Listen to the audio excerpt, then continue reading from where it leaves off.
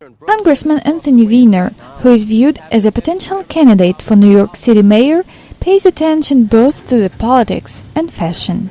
He thinks that the fashion industry demands more than 350 foreign models who come to work in the United States annually.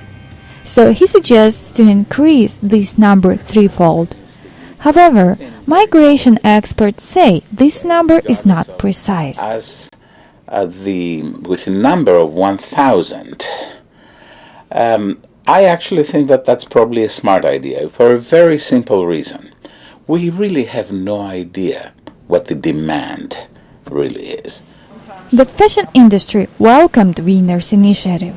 Ian Williams, director of DC Fashion Week, says that models have very specific employment conditions. The modeling industry is almost like temporary jobs. You're working for several employers, so no one employer is going to sponsor a particular model, so they face a bigger challenge. The agencies don't quite hire the models. They represent them, but they don't quite hire them. Often the fashion weeks are 7 to 10 days, and the model just maybe need to be here for just that time period.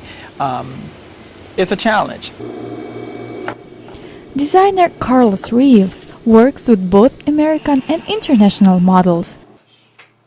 So I like tall, thin models, exotic looks, somebody who's easy to work with. I like models who know how to model.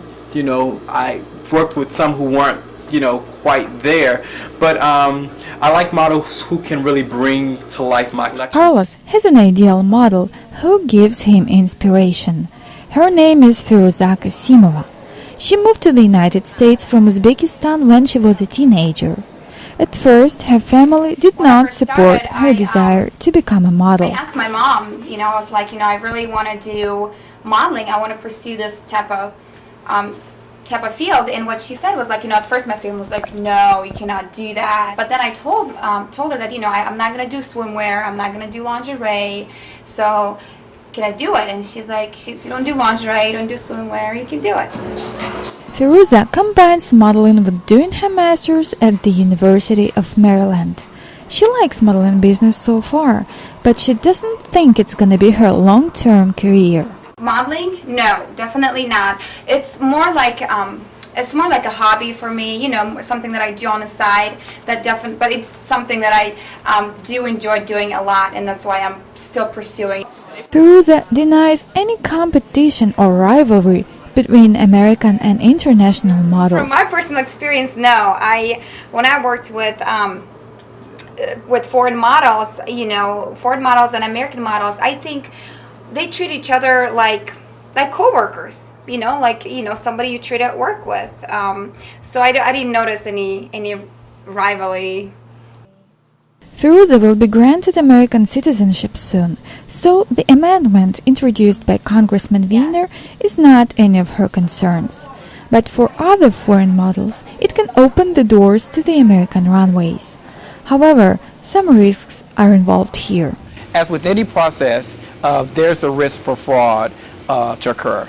And particularly with the model market, often there's dating services and other activities that are not part of the fashion industry.